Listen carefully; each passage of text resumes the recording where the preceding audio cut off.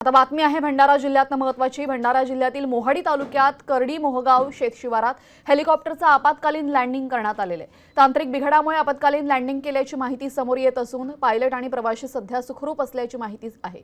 शेतामध्ये अचानक हेलिकॉप्टर उतरवल्याने ग्रामस्थांनी या ठिकाणी मोठी गर्दी केलेली होती।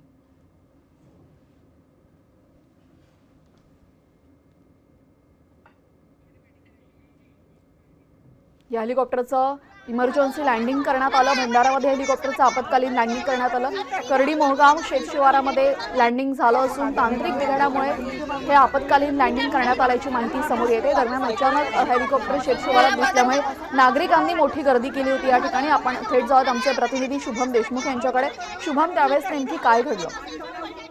नक्कीच ही घटना भंडारा जिल्ह्यातील मोहाडी तालुक्यात अंतर्गत येणारा करडी मोहगाव शेतशिवारात आज सकाळच्या सुमारास घडली आहे।